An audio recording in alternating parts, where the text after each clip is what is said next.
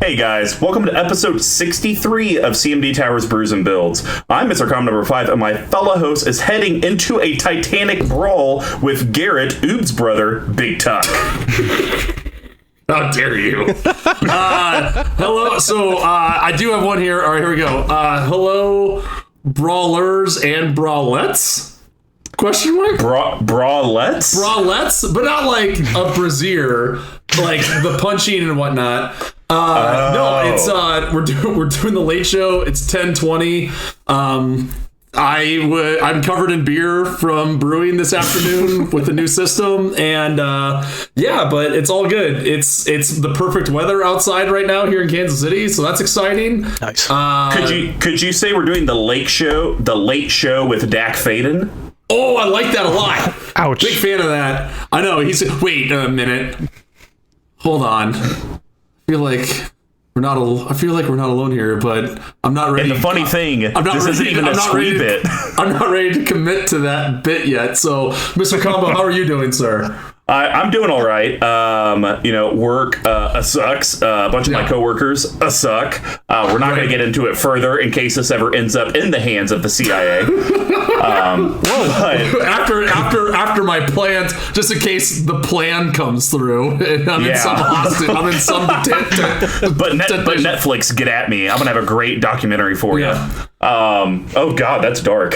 So, it is pretty good. I finally got my 3 collector's edition Zendikar Rising boxes. Sure. Just waiting for a night to get drunk enough to open them by myself, since we're never going to draft them. So probably true. Yep, that'll be fun. But other than that, I mean, the weather is a little confusing in town because it was like really cool, and I was like, yes, it's fall. I'm wearing sweaters. Yeah, right. I'm loving it. And then it got real hot, like yesterday or the day before, and now it's back to being real cool. So I guess it's just the Midwest. Everyone's gonna get sick. And before I forget, I got a little something here for you.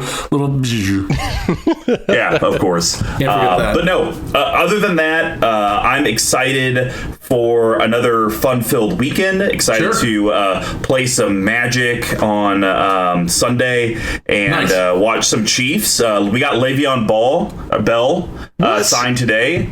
I've heard. I did hear about this sports ball adventure earlier, so I don't know who this person is, but I've heard he's quite good. Question mark. He was an all-pro running back like 2-3 years ago. Sat out a year because he wanted a bigger contract. He got it last year, and he just wasn't at a good team or a good system. I believe you could call him the bell of the ball. Who is this?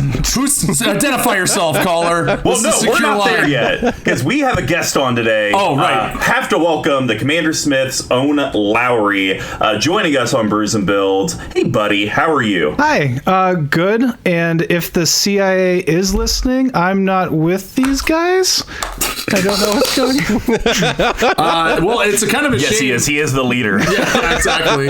No, and you guys can't see this. He's wearing a very cult leader in the mountain sort of party, if you will. Now, Lowry, I will say this: it's very nice to see your face. We finally had the technology, but I am sad that you're not here to enjoy this delicious i7 IPA from our old pals at Rock Creek that they provided for this. So go to hell. You would have really enjoyed it. Someday. I mean, you keep saying they provided us. Do they actually just give you guys free beer? Yes. Yeah, this is from them. It's delicious. Look at that. It's got the label on it just for us. You need to expand your palate a little bit, Combo, and also get free stuff. Yeah, and Mr. also Combo's palate only exists of Coke Zero and what is it? Sailor Jerry's or Sailor Jerry's. It's only Sailor Jerry's, and it's always Diet Root Beer. Get it right. Do you remember the phase back when you did drink a little beer and the only beer you would buy is Bud Select? Yep. That lasted 100%. for 2 years.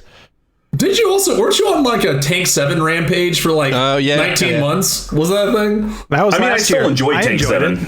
Right. But anyways, it's a shame that we can't enjoy this one with you, sir. Agreed. Bits over. Of course, everyone's curious. We've joked about it in the precast. How's the toe? Yeah, it's better. It's better, and that's okay. Nice. That's all you want. It's just to do That's all we can ask for.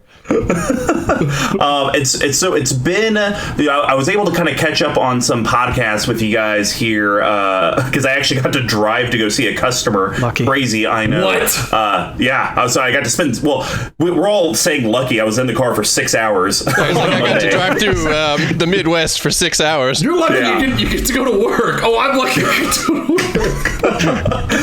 But I've been curious. I think the last I heard, Adam was pretty close on being done with the house. Is that correct? The house is basically finished. Yeah. And they're out of the trailer. Yes, they are out of the trailer. Inspections have been passed. They're just doing like finishing touches on the house. And that's where like gout kind of comes into play because he got gout and was trying to finish the house. Then he dislocated his shoulder in volleyball, so he couldn't like finish painting. And then I got stung by a bee. And then gout came on right when I was.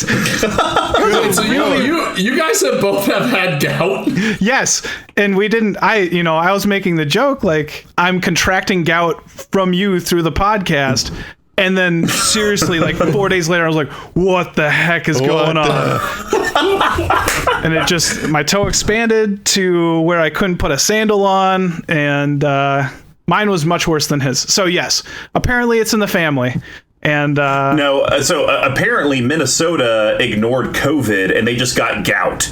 We're just going to see it on the news. Everyone's quarantining because of gout, everyone has to wear socks. I think it's an either or because we definitely have COVID. But if you're not dealing with COVID, I think you get gout. So I think okay. It's one or the other. Yeah. Oh man, well that's cool. I can't wait to see some pictures of it. I've been hearing about this house for a hot minute. I'm sure. I thought you meant pictures of the gout, and I was like, this is strange. No, we all have a mutual Discord person in Unco AJ that will definitely put out the fire memes of the gout. He's so good. Sheesh. So good. And so the other last thing I had heard is that he was trying to do some rigmarole sell trade thing with his trailer.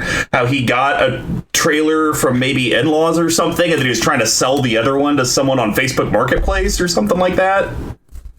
I don't know much about that. I think what happened was they spent the winter in a trailer, a fifth wheel, and then they winterized it, and by spring, they were like, I don't ever want to be in here again. And they found somebody to buy it, and then one of the parents handed over one to them because they do like camping and going out. They were just like, I'm done with that thing. Don't want it. That's kind of what happened. So Gotcha. I felt, he has two kids. At the time, they were like under 5 and 3, like 4 and 3. No, thank you. And then the wife. And that was, it hit -20, -30 here last winter a couple times. And they're like, hopefully we live. And you're just like, Jesus. I feel like Adam almost lived a real life of The Shining. It's just like he's slowly going crazy. His family's running through a maze. He's out there. He freezes to death. End of story. By going to by running through a maze, you mean trying to go to 7-Eleven to scavenge food? We don't have 7-Elevens in Minnesota. What? Oh, yeah. Well, come on, Tug. We have like 2 in Kansas City. We can't even say that we have. And them. even still, everybody goes to Quick Trip. We don't. Is that a Chicago Quick Trip? Oh, you're right. That is a. Here we are, Hollywood. There you go. I would drink too. I'm sorry. All right, Tuck, go ahead, do your bit. No, that's it. Oh, you don't want to do one to bring Squee in? We're way past that. Like 200 word by now. Squee, hi, how are you? I wish I could see you behind my shoulder, but here you are. Well, we've been hacked. The Russians, it's the election. Yeah. We're back to the internet. We've been hacked. Who is this? It's Squee. Hello. How you doing? For those who couldn't see, Mr. Combo just gave me a very efficient motor. I went through and I recently repainted the whole studio this week, which is nice. It's very nice red. It's warm and happy looking. I thought it was pink at first. Well, there's a pink hue light going on back there. Oh, okay. Yeah, so it's a confusing color scheme that we got going on, but yeah, studio's now all red. I'm also currently building out a spot where I can start reading out my Dear Squee articles on video for y'all. So we got that. I borrowed Mr. Combo's badass camera, and it is badass. Yeah, let's say, how's that working out? Pretty well, actually. Just figured out how today to get my phone to remote control for it, so now I can video myself and see what I look like without having to move, which is nice. So we'll get some card openings for you. We'll get some videos for you.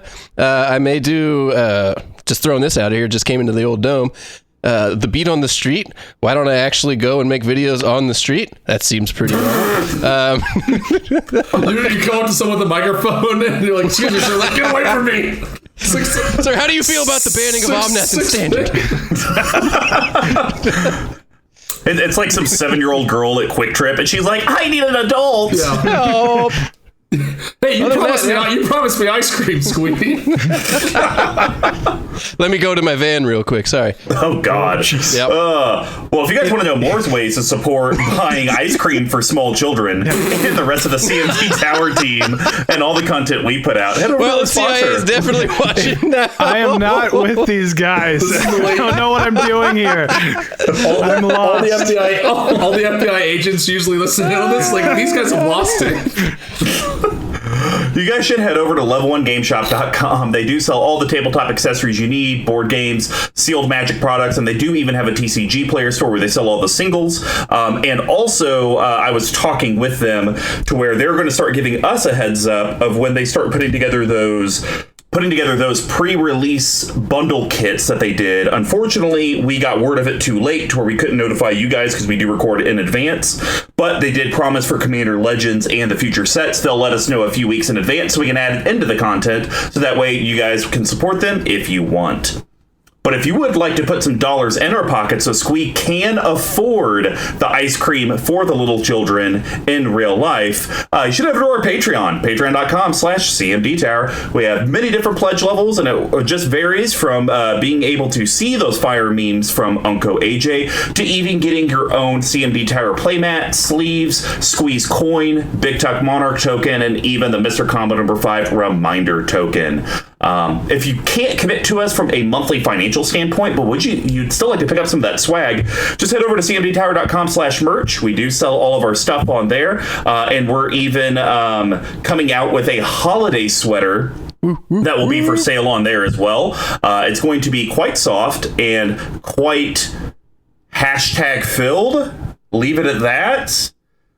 It also could be potentially hashtag sweaty if you wear it in the wrong weather. I like that. Or if you're me and Mr. Combo, just hashtag sweaty. Yeah. Hashtag sweaty if it's 8 degrees outside and he's wearing shorts and flip-flops. We're going to have to go visit the CommanderSmiths in that -20 weather just to be able to wear the sweater outside and not sweat. Don't do it. And of course, we do want to give a big shout out to the music provided in the beginning and the end by Pink Royal. And hey, stay tuned till the end so you guys can get details on how you can win that EDH Zendikar Rising deck bundle from Level 1 Game Shop. So Brews and Builds is our deck tech series. Since we conquered the path to 32, we have moved on to the endless themes that EDH can bring us. Each month will be a new theme, and we correlate how these decks are constructed similar to how a beer is brewed. So we broke it down into 4 different categories. The first one's rampant setting your board state. That's grains. Yes, and grains are the foundation of every beer. They include both base malts and specialty malts, usually in about a 60-40 ratio. This helps with the color, the taste, and most importantly, the alcohol content of the beer. Deck always need ways to grow, stabilize, and ramp in your bigger threats, and just like a grain profile, they're usually a mix of staples and specialty cards. Then the next is going to be, how does your board interact with all of your opponents? That's hops. And hops give the beer its patented bitterness and herbal floral flavors that grow in a variety of strands and help distinguish subcategories like IPAs. Our help choices help clear and interact with the board so your deck can do what it wants. And then the next is going to be, how does the deck actually close out and win games? We call that yeast. And yeast are living microorganisms that eat the sugar from the grain and then poop out alcohol and CO2. It adds alcohol content in the carbonation. Without yeast, you'd be drinking flat sugar water. And without yeast cards, your deck wouldn't meet the goal of actually winning the game. And then finally, we have shenanigans. It's going to be pet card synergies that are in the deck that are just kind of fun. I am disappointed because this deck doesn't have the spice package a la mode, Alter the Brood. Not every beer has them, and most decks don't need them. But spices and other additives help separate a normal stock beer from a specialty one. It could be the pepper that turns a stout into a jalapeno stout, or the addition of hops that turn an IPA into a double IPA. Not every deck has something that makes it pop, but if it does, this is where we generally talk about it. I'd like to add, Mr. Combo, Alter the Brood, if you listen to the news on Tuesday, is no longer a spice card. It's actually a yeast. That's fair. That's fair. And the deck doesn't even have it there, son of a bitch. And then to cap it off, we do have redundancy, which is a bottle capping. These are going to be big tucks, Lowry's, and I's cuts and recommendations to the deck that are going to be under $5, under $50, and a personal, no budget recommendation, because ball has got a ball. Only restriction is domain only lands. So, without further ado, let's get brewing. Today, we invited the CommanderSmith's Lowry to help us with our weird mechanic month, which is the month of October, mostly because Mr. Combo sucks and isn't creative, or has already talked about his creative decks. So today, he's actually bringing to us one of the Jumpstart ones, which is pretty cool. Neyith the Bully with Neyith of the Dire Hunt. Lowry, how in the hell did you decide to make this card into an EDH deck, and what is the weird mechanic that this is kind of built around? So Neyith is a creature that relies upon fighting, and avoid any of the Fight Club puns that you can, because that is super played out, by the way. But what Neyith does is it's 2 colorless, 2 green. It's a 3/3. Whenever one or more creatures you control fights or becomes blocked, draw a card. And then at the beginning of combat on your turn, you can pay 2 colorless and a gruel. You get to double target creature's power until end of turn. That creature must be blocked this combat if able. So it's kind of got a lot going on there. I liked the idea of fight. And I think I really liked the ability of doubling the power more. It was like a different type of why am I brain farting? The god, the green-red god. Oh, Xenagos. Yeah, Xenagos, that's in here as well. So I was like, this is kind of like a cool different way. You can put in the fight mechanic. And I just, the first time I built it, I featured this on our podcast for the CommanderSmiths. And I got to play it a couple times, and it was awful. It was so bad. I didn't get to do what I wanted. And this is a different deck, essentially. I think I probably switched out about half the deck. What I was doing before was really focusing on the spell aspect. And at the end of it, what I kind of learned, and that's, part of brewing is learning off of why a deck doesn't work or why it does. And at the end of it, like, all a fight spell is doing is cantripping, and you'll eventually just actually really slowly lose out of cards. I wasn't playing a lot of creatures, wasn't able to defend myself, and really it just ended up kind of going like, Neyith, cool creature, fight once or twice, and I'm down to 10, and try and increase the power, and there wasn't enough protection on, it has to do a lot of things, and because it increases power, right? Not toughness. And if you're sending your beefy guy with trample to try and get through, they just double triple block, and then you're just down to Neyith again. And when you lose out on those resources, the deck just didn't function. And so, learning in that process, I was actually going to kill it until you sent that email, and I was like, okay, I got to make this work, I guess. So I worked pretty hard on it. So I hope you guys like it. And it has done a lot better. And so the thing that I learned was making sure that I had the good fight creatures. A problem is fight on a creature tends to be a little overcosted. Yeah. And that's what I was trying to avoid in the first version. But here you're just, in this deck, I'm like, okay, I just need to lean into that a little bit more, make sure that I ramp better, and make sure that I get to those good yeast cards that really make the fight deck what the fight deck is. And then you're able to use those spells as a supplement to get to where you're going.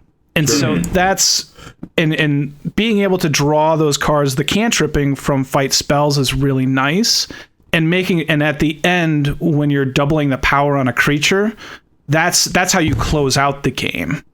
Not necessarily I want to do that right away. That's more of an end game thing. So it's kind of this deck, I had to learn how to play it. You could say we're in the end game now.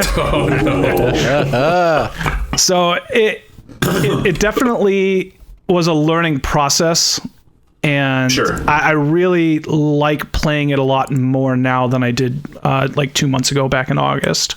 So I'll say this, mainly because I applaud you for trying to build a very niche mechanic. We actually talked a little bit about this in our Facebook Magic group for our play group locally. I think it was like yesterday, or maybe it was today. We were talking about the Commander 19 decks and being a little pigeonholed. Specifically, like I built the flashback deck. Hey, I'm going to take this deck and I'm going to make it into something that's halfway decent. And it's just, you realize there just aren't that many good flashback cards. Just like with the fight mechanic, there might be some decent fight mechanics, but you hit the nail on the head where they're a little overcosted to be able to just constantly activate it. So it does become a cantrip deck. But I think you're on to something with this. I think I have some interesting things in the bottle capping that you'll like. Nice. I actually spent about an hour, though, today trying to figure out an infinite combo that you could do where you would have,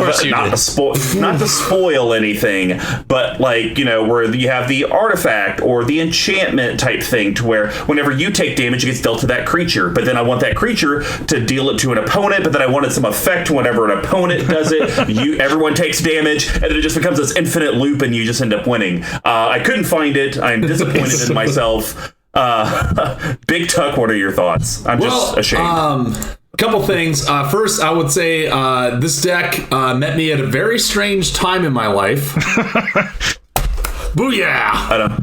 It's what? It's a fight. It's a Fight Club quote. Read a book, people. Oh. So couldn't help myself there. So my big thing reading through this. So to take a page from Chuck the Slice's rating system, which I'm a huge fan of. I do like the rating system. So I would say that Lowry, you're a 3 out of 3 guest. In my book, this is a 4 out of 3 deck. Ooh. I looked through this. I'm really hot on it. It's just goofy enough to make sense, but I think you also have enough things in here that are interesting. Cards that I feel like there's a lot of cards in this deck where you're like, wow, man, I've always wanted to play that card. And it's so cool, but like I can't find the right slot for it. And I think that's cool. But to kind of move on. I'm gonna look at your mana base here, and we're gonna talk about 2 things and knock these out real quick. So first off, your price point on this deck is $630 to $870 on TCG Player. I'd wager to guess about 400 of that is in your lands, and with that, your color curve is all over the place. So, especially in 2 colors. Yeah. So, Lowry, could you explain to our audience why your deck, the mana you need, it's about 60-40 green to red, but the mana you have access to is about 80-20 green to red? Yes. So what I was finding was I have enough. It is heavy in the green. I have multiple creatures that cost 3 green pips. And I have enough land that will give me red and green in there that basically, as long as I've fetched for 1 mountain of some sort, I'm going to be fine. And I was running into the problem where I was drawing too many mountains, and I was just like, I'm not hitting those 3 green pips where I want to be, even at like they're the 6 mana cards, and you're just like, I'm not getting there. And it was very strange for me. And so it's just kind of like, it's more of just be conscious, go and get a mountain sometime in the early game. Because there are definitely cards in here where you need 2 red. And so it's just worked so much smoother. The bigger cards are all green. And so most of it has just kind of worked out. Early game, it's green, and red is more of like a mid-game color. And so generally by that mid-game, I'm going to be good with the red, and I don't have to worry about it. No, okay. Fair enough. And then the last thing we'll hit on is your CMC is 334. I think that's fine. I think that's perfectly curved. Honestly, when I would think a fight deck, my first thought would be like, oh, this deck's going to be over 4 CMC because you won a lot of the bigger stuff. So I'll say you definitely did well on trying to balance that out. And I will say I will be increasing your CMC in my bottle counting. Hello, 7 drops. Yes.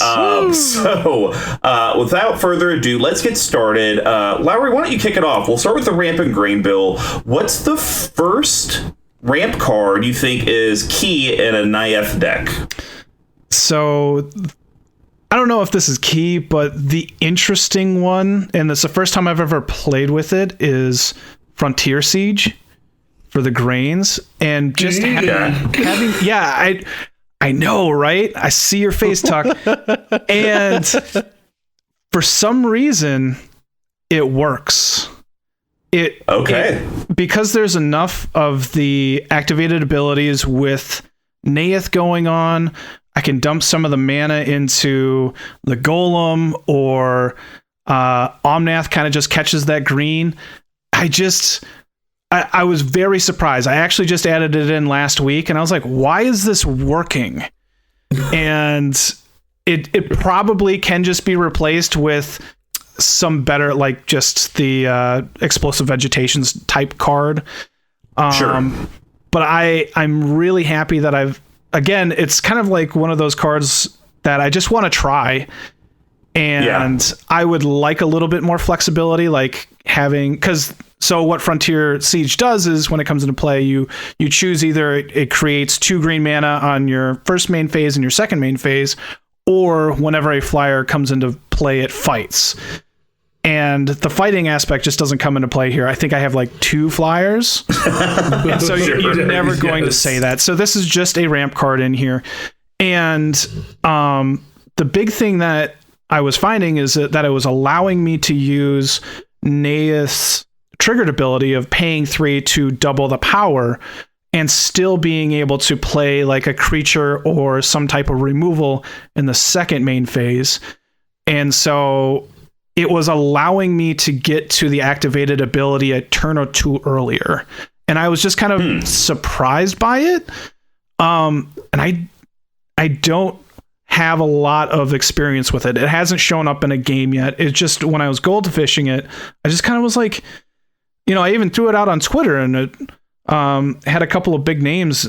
Benny from Star City chimed in on it, and he said play something like the 4 mana sorceries. Right. But a lot of people were saying, hey, this is kind of a fun card, and it's pretty underrated. So I think I'm glad that I found it. I'm glad that I'm trying it. And I think it's a fun card, right?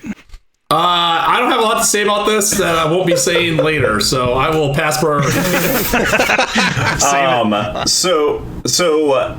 I'll say this. I honestly glanced over the card. I actually think the card I picked for my no budget recommendations probably just better than this. Yeah. But I actually think there's some cool stuff, because we always talk about modality on this cast, and even though you only have 2 flyers, if you ever add a card, say like a Chroma's Memorial, you can plop that, and then Dragons becomes real good. I like that. That becomes real spicy. But yeah, I mean, I do think basically if you get this down, Neyith's ability just costs a colorless in your first main phase and second phase. That's really good. That's hard to pass up, because you have things that can deal with how big a creature's power is just from even a card draw perspective. So I could see why you'd want to try it. I'm trying to think if there's any decks that I would ever put it in. I don't think I have anything that deals with green and flying, to be honest. Yeah. Other than Xeris, and Xeris is the only one that flies. But I think it does something here. And I'm sorry that Big Tuck's a little poo-poo head. I'm not. I did forget to mention, actually, most of my fight spells are at 1 or 2. And so even if I try and throw a creature down and do the power boost, I'm able to do that fight mechanic in the second main phase. I think that's what I was finding also very beneficial, or a ramp card like Rampant Growth. That's interesting. So my first one I want to talk about, it's an equipment I have literally never seen in my life. Don't know why I haven't. It definitely is infiltrating. Ooh. Oh, God. Why do we always do this? Because we've had 63 episodes. Infiltration lens. One colorless artifact equipment. It's an uncommon. Oh, boy. Suck it. Well, we're going to be in some real trouble here, but... Big Tuck did not wear his glasses. But he did get some new ones. I went to the optometrist. What a fake out. He is now wearing. And look at this. Wow. I'm saying all the way back here. Infiltration lens. Whenever equipped creature becomes blocked by a creature, you may draw 2 cards, equip 1. Nuruk spies carry devices that let them look a few moments into the future, giving them an almost insurmountable edge. All the way from back here, can you believe it? And I have to say, Big Tuck and I were talking about this last night at Rock Creek Brewing. He got his glasses, and they actually fixed his vision so well that he got dizzy from seeing clearly. Wow. It's true. I thought there was something wrong, but... No, that's just what the world looks like. So the thing I like about this card specifically is, yes, in theory, it's a grain card because it draws you 2 if they block. But I think the thing that's interesting with Neyith is there's a lot of what we call fluffy creatures, your powers 3 and 4 in Commander, whether it's token or actual non-token creatures. And a lot of times those are the ones where people are like, gosh, should I block? Should I not block? I don't really know. Something like Neyith's ability or infiltration lens on a creature will pretty much make your opponent say, I'm not going to block at all. Mm-hmm. Or they're going to have to think long and effing hard to do it. Because if you have both of those out, you're drawing 3 cards just to be maybe even chump blocked and your creature lives. That's amazing value. Yes. And I feel like this is the kind of deck that it's going to win off living in the red zone. So you're always going to be swinging. So it could even be something to where I can see Lowry, you may be having, let's say, 6 fluffy creatures, maybe even 1 top-end creature. You maybe throw this on the top end, and it's like, well, you either don't block it and you take 10, or you do block it and I'm going to draw 3 cards. Yeah. And then you don't even know what I'll do from a pump-up spell perspective, giving it trample, things like that. Then all these other creatures end up getting through, and you still get tons of value. I think it's super cool, and it's a card that I'm interested in trying to see if I could find a deck to put it in. And the great thing about infiltration lens, and I might have missed you saying it, but Neyith forces them to block when you use the ability. On the activate. And so when you activate that ability, you're definitely drawing 3 cards, and hopefully you got that trample going on too. Yeah, and Mr. Combo, I think you hit everything I was going to say, and the only thing I'll add is I think people look at Neyith and just immediately glom onto the fight mechanic, but a card like this also forces people into blocking, forces people into kind of spreading out, right? So you don't live and die off the fight mechanic. You can also get a lot of value out of the blocking step of things. So that's where I kind of disagree with you. I think this is the kind of card without Neyith's ability. I think this card incentivizes your opponents to not block. I would rather take 4 or 5 damage than let you have 2 cards. I mean, think of the lengths we go to in Commander to not let people draw cards. Right. No, like I agree, but just the fact that it's forcing people to block and like playing into that second ability of getting people to block, getting advantage out of being blocked, I think it plays into that nicely. But I do see your point, like you said, where it's like, yeah, okay, I'll take 4. Right. Yeah. And we didn't even mention the biggest part. It only is equip 1. Yeah. Right. That's amazing. It's so cheap. And I cheap sits. I do think it is more beneficial in a deck where you're only attacking with 1 or 2 creatures, so that like if you're attacking with a bunch of creatures and they're like, well, I'll still reduce the amount of damage, not have you draw cards. Sure. Don't let them make that choice. Like might be pretty good in like an Eldrazi Titan style deck where they're like, maybe not the Titan because those guys are jerks. But, Eldrazi or just dinosaurs can really work, or dragons, something where you're just kind of like, do you really want to block this? Because this is what's dealing damage, or I'm drawing cards. So, All right, Tuck. Well, what's your last green card? So we want to talk about one, which I think we've talked about only in the Spice. It's from a terrible deck, or sorry, a terrible block that no one likes, and we clearly were correct on how bad it is. And I really dumped the bed when I didn't buy this when it was $5. We were talking about a legendary artifact, the Great Hedge. I got my glasses, so take your pick, Mr. Combo. 7 colorless green legendary artifact. It's a mythic. That's a mythic for $28. Got cocky. This spell costs X less to cast, where X is the greatest power among creatures you control. Add 2 green, tap it, add 2 green, you gain 2 life. Whenever a non-token creature enters the battlefield or in your control, put a 1/1 counter on it and draw a card. So the biggest reason I picked it is I know this is like the altar of the brood of the CommanderSmith podcast. I remember when this card came out, you guys talked about it for like 5 months. Yeah. Every episode this would come up because it is that good. And it's funny because I remember when I first saw it previewed, I was like, seems all right. Yeah. Like, whatever. Hey, Mr. Combo, remember when they previewed the entirety of Throne of Eldraine? And you and I were both like, yeah, this is terrible. I'm not excited about this at all. Woof. So, yeah, I mean, obviously this card is a banger in this deck because you're never paying more than 2 green for it. Yeah. In any way, shape, or form. The add 2, gain 2 life. I mean, if you, that's just such a good mana rock. I mean, honestly, I think if you even left it there, it's probably still playable in green, to be honest, because green is big stompy. But then the whole non-token creature enters with a counter and draw a card. Yes. Holy banana hammock. It does everything, right? It literally does. It gains you life, ramps. I hate it. Makes your creature bigger, draws you a card. And in this deck, like you're saying, it's costing 2.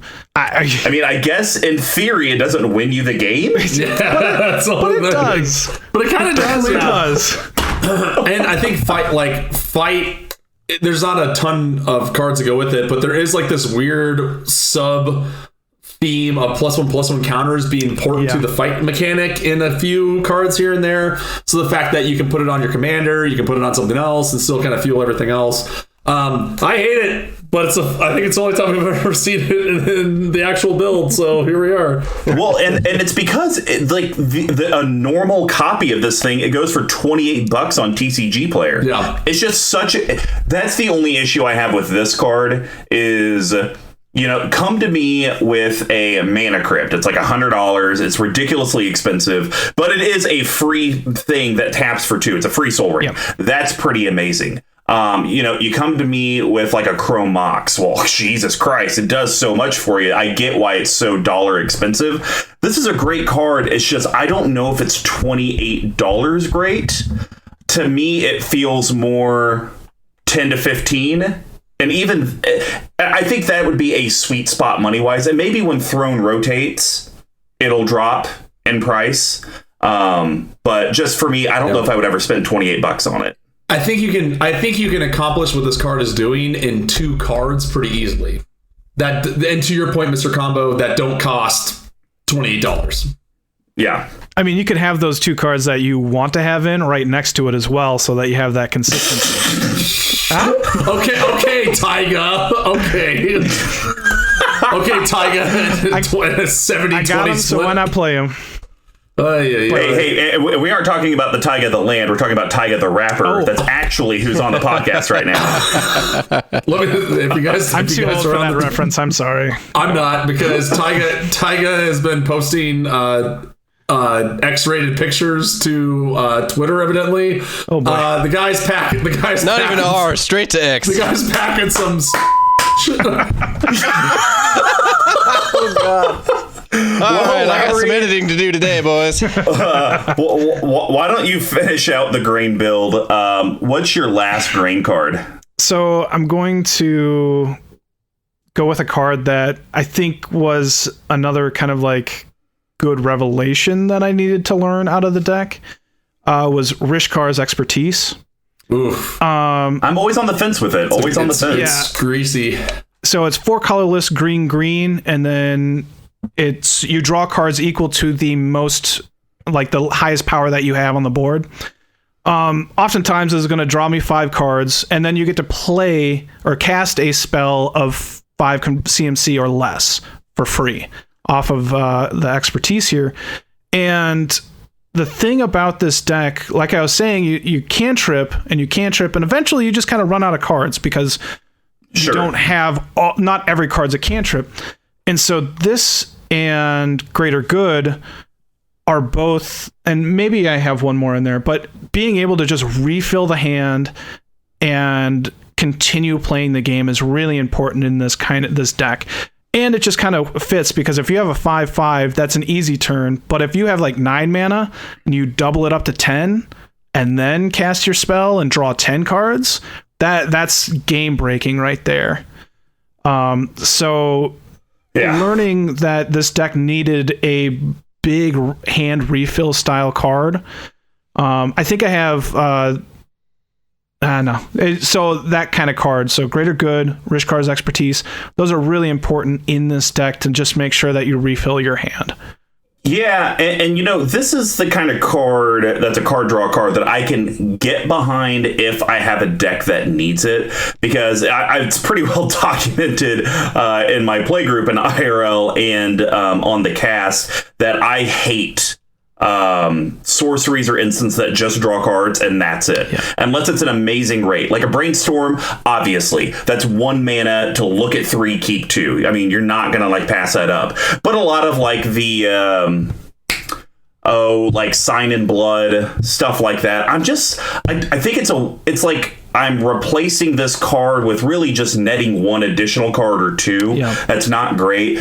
And I think if this particular card, just red, draw cards equal to the greatest power among creatures you control, and even if it was 5 mana, I would still be like, nope, sorry, that's a crappy card, I'm not going to do it. The fact that you also get to cast a card of CMC 5 or less from your hand for free, that's really where it's like, I don't hate it. Yep. I can see where if you're cantripping, you're wasting stuff from your hand, this could be great. And then, you're probably going to do it when you have like an 8 or 10 or above. Yeah. Right. You're going to have a 5 CMC or less to be able to cast for free. You're not going to whiff on that value. And if you're ever at a point where you're whiffing on that value in the game, you're so deep into the game, like turn 20 or 25, to where you're just looking for something gas-wise to finally push you over the edge.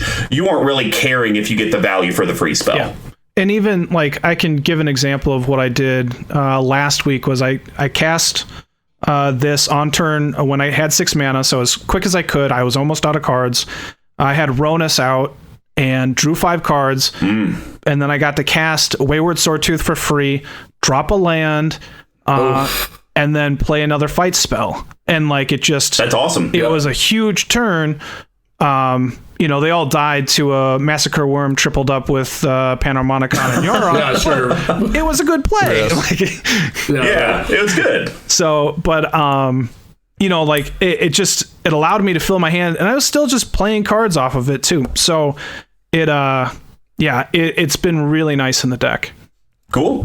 Well, I think that's going to wrap up the green build. Now we're going to head over to the hops, and I'm going to start this off. And everyone knows I'm a bit of a Planeswalker slut. Oh, are you? Oh, you got to be kidding. No, I am kidding. You got to get out of here. We're talking Domri, Anarch of Bolas. I'm a big fan of this card. Colorless Gruul, so that's going to be your red and your green. Legendary Planeswalker Domri. It's a rare. Comes in with 3 loyalty from War of the Spark. And of course, if you guys have been living under a rock or brand new to Commander or Magic, the War of the Spark Planeswalkers are pretty neat because they have enchantment-like effects on them. So this, guys, as creatures you control get +1/+0. Well, that kind of feeds into your Rishkar's Expertise for your draw card effect. That helps your fight creatures get bigger. And it even helps your like little mana dorks or your 2/2s at least be a 3 power and take out stuff a little bit bigger than them. But here's why I think it's an amazing card for your hop section. +1, add red or green, and creature spells you cast this turn can't be countered. This is the kind of deck, and I think Gruul is this way in general outside of Wart and Ruach Thar. All the other Gruul commanders get punished when they're playing against a blue player. Yeah. It is so hard to get around all the counter magic that they have, and this is just a way. And I think Wizards almost kind of messed up a little bit because this Planeswalker only costs 3. Yeah. And the fact that it's just creature spells you cast this turn can't be countered, opposed to the next creature spell you cast can't be countered. I feel like that's a little bit of a miss, but that's okay. But it's not done. -2, target creature you control fights target creature you don't control. So basically, every third turn, you can -2 it, and he doesn't die, and you get to fight something. So it's like adding mana, add a mana, boom, I'm going to fight, draw a card, add mana, fight, draw a card. It does everything this deck wants. Agreed. Yeah, and having multiple sources of ramp is pretty important. I think I had a pretty robust ramp package.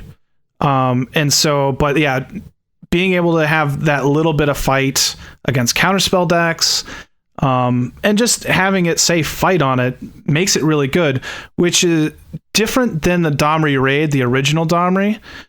That one, you have to like reveal the card. If it's a creature, it goes into your hand. Like, that's going to miss in this deck because you have a lot of spells, and then its minuses the fight as well. They're same converted mana cost. The Anarcha Bolus is just miles better in this deck, probably just in general, but miles better. So yeah. And the only thing I'll add is this card, like most Planeswalkers we've talked about on here, really kind of slots into grain, spice, and yeast, right? Like its first ability is kind of a yeast, its stack ability is a yeast, the +1's a grain, and then the -2 is a hops. So especially in a deck that really cares about these mechanics, incredible. Yeah, couldn't agree more. All right, Big Tuck. What is your first hops card? So this is a card that is usually a little sweaty, but in this deck, I think it's actually slimy-ish. This is one of the cards that I saw previewed that I really liked and just couldn't figure it out. So we're talking about a legendary creature ape, our old pal, Kolga the Titan Ape. I think this card's incredible, and it just fits so perfectly in this deck. So 3 colors, triple green for legendary creature ape. It's a rare coming in at a staunch 52 cents.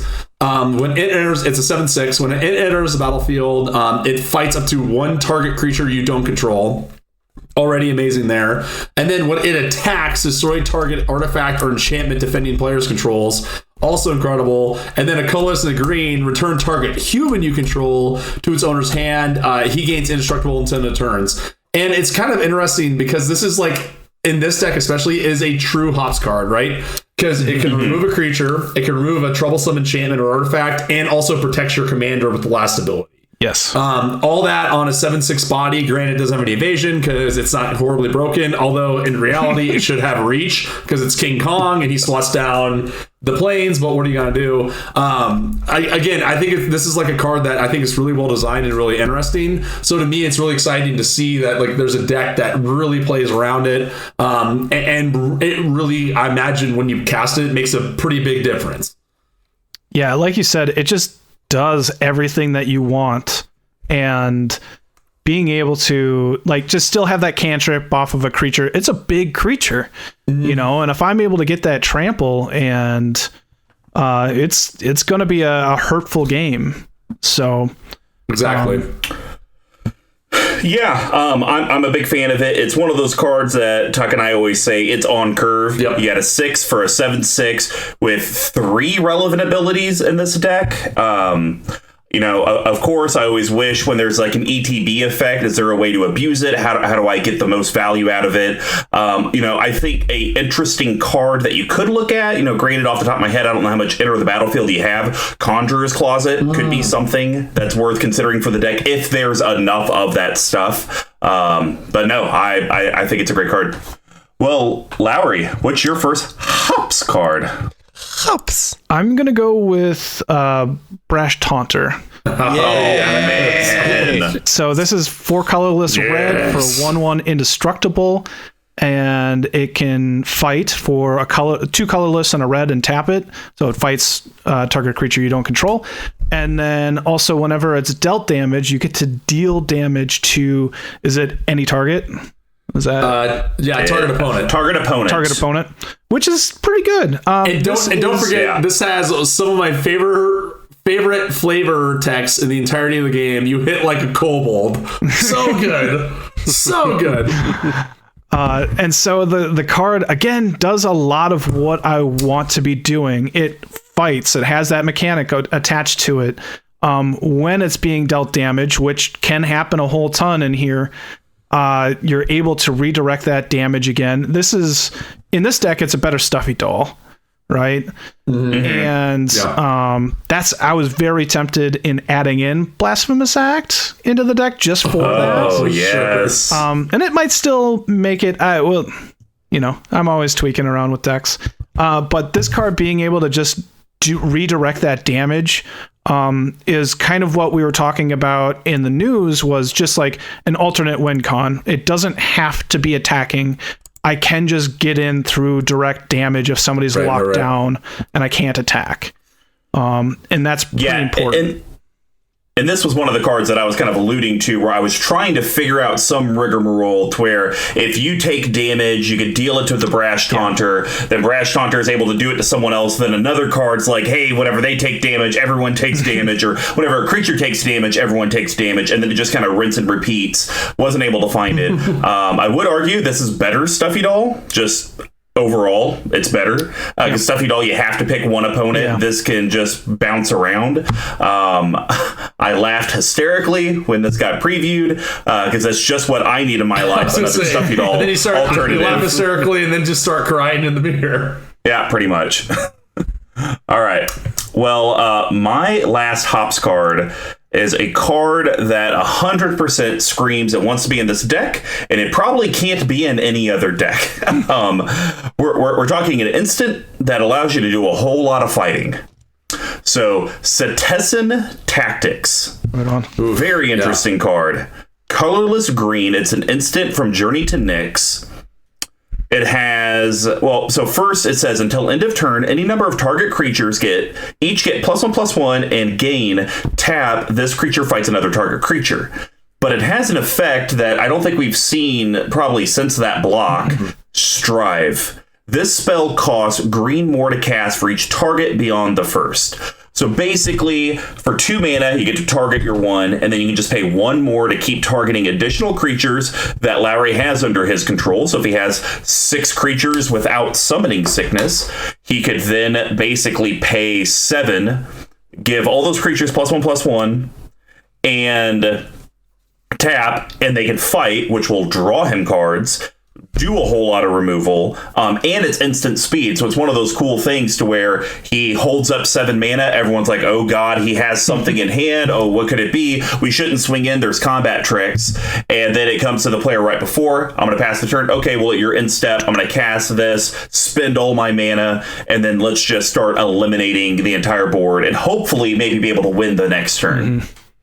Yeah, this is a big spell in this deck, because you're right. I don't think it really works anywhere, and the nice thing here is, like, it's one of the few fight cards that allow me to draw a lot of cards, and rather than just cantrip. It's just like, drawing 3, 4, 5 cards, and that's really nice to be able to reload a hand. Yeah, and I think the other kind of cool thing about it, and then Tuck, I'm interested if you've seen this card ever, is a lot of times you're not trying to fight with like your Birds of Paradise or stuff like that. But this is the kind of card that, since it gets +1/+1, okay, well, my Birds is a 1/2 now. Squee does have a 1/1 elf. That's something that I can go ahead and do a little fight with. I mean, I doubt anyone's ever seen a Birds of Paradise fight, but I mean, it can take out infants and small children. Yeah, I know. I've seen a couple of the other Strive cards. There's one that's white, where I think whenever the creature that you strive onto attacks, you get a 1/1 soldier. I hadn't actually ever seen this one before. Yeah, that one. Yeah. And again, I think in similar, like you guys were saying, to Kolga, this does also fit into every category in this deck. Yeah. Which, to Mr. Combo's point, it's weird that you see a card like this that gets played nowhere, and then now it slots in everywhere into this deck.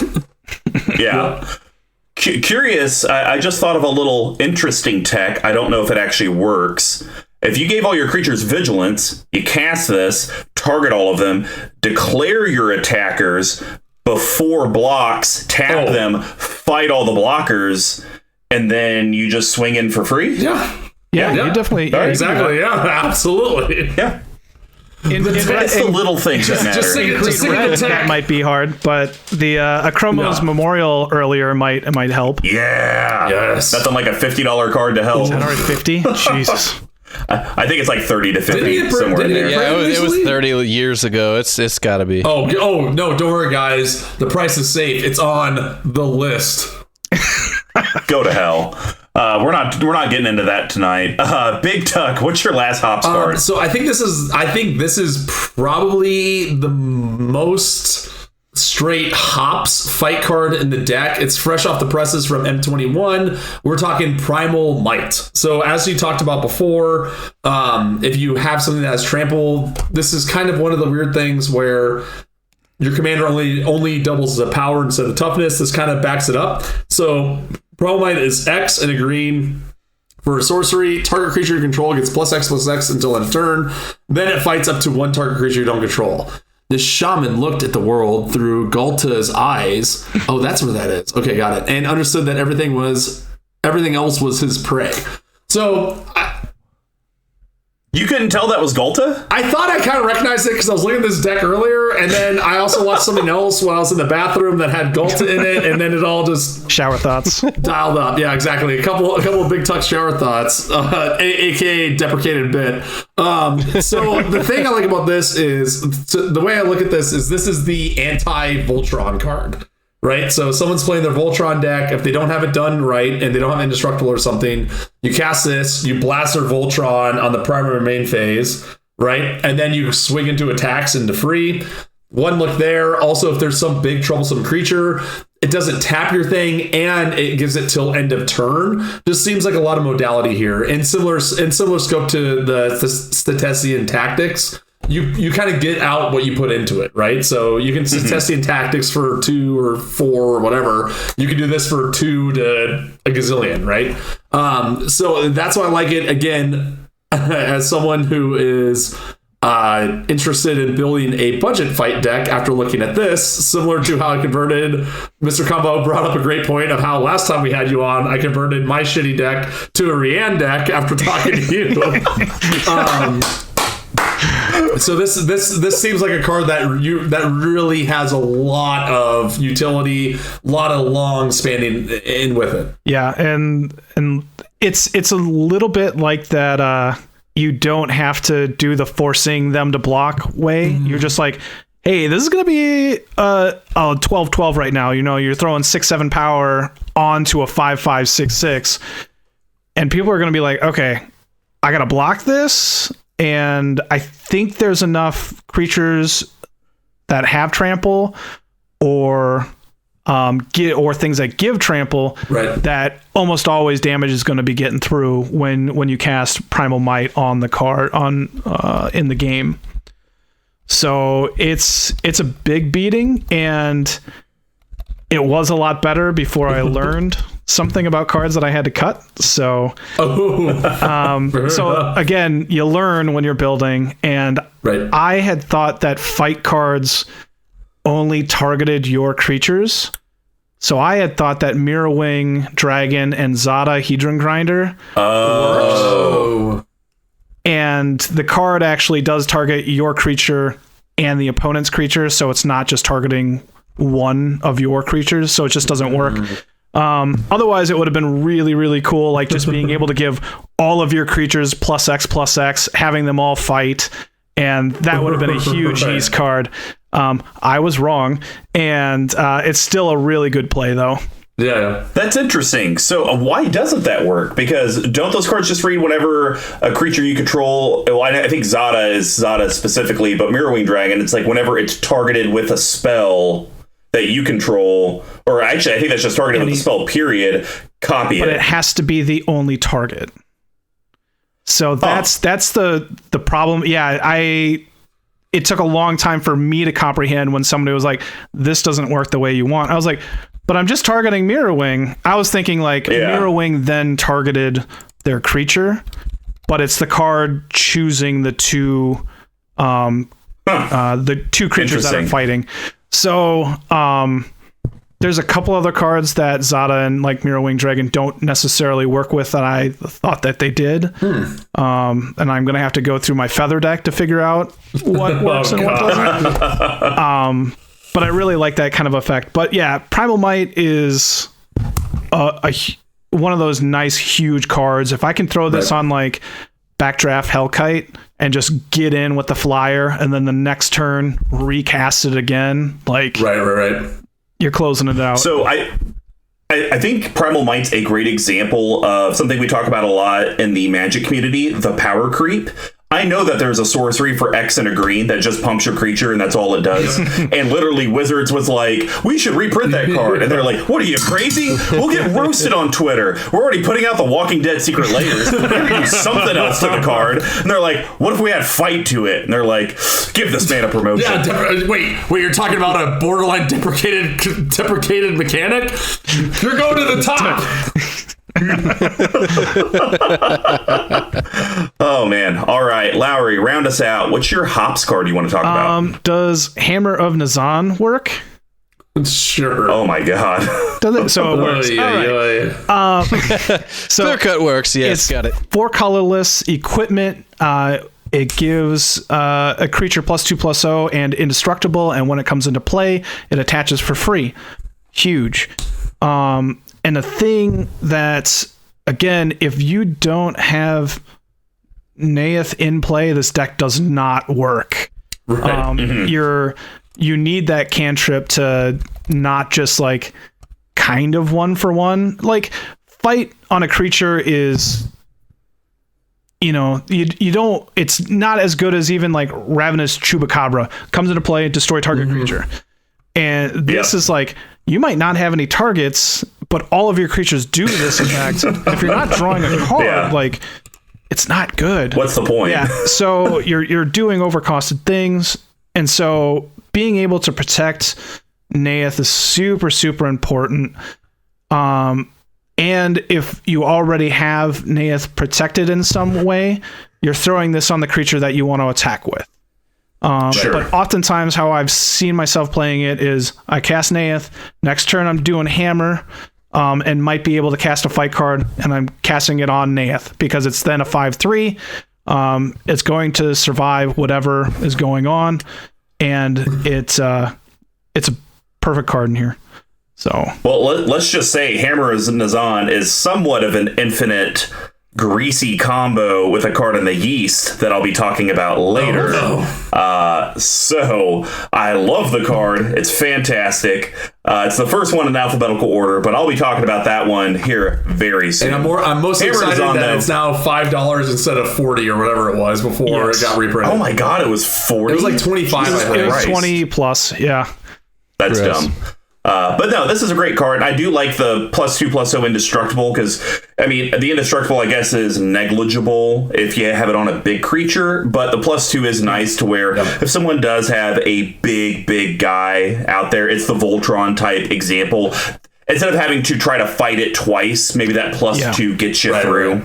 Well, I think that's going to wrap up the hops profile. Now we're going to head over to the Yeast package, and this will be starting with good old Big Tuck. Well, what do you got? Just as I had predicted, this card is only expensive because this commander exists. So we're talking about a sorcery that is actually very interesting, but extremely expensive. And it's got one of Mr. Squeeze back of commanders on it. We're talking about Azuri's Preditation. $12? I just looked. It used until July 20, which is when this freaking Jumpstart set came out. It was under $5. I checked it to make sure I wasn't an insane person, but this card turns out is quite good in this deck.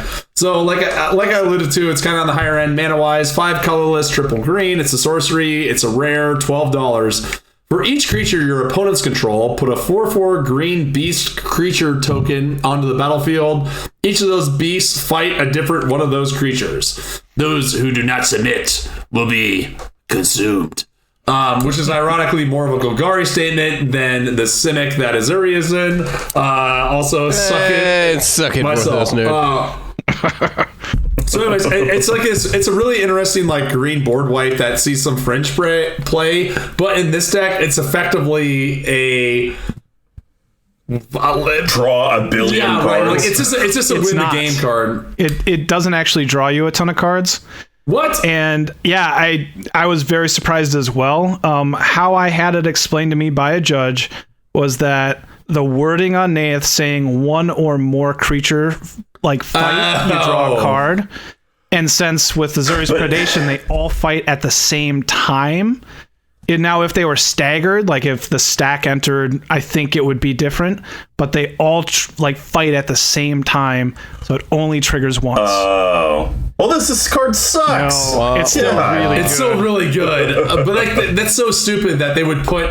Because see, I think of a fight mechanic to where this happens. Like each of the fights go on the stack, and then they resolve one after another. It's because of the weird wording of when one or more creatures you control fight or become blocked, draw a card. So in the same sense, if you swung out with all these tokens and all of them got blocked, you still only draw one, right? Yep. Yes. But I would think. But the thing is, though, with fight, I would kind of like how Lowry had mentioned.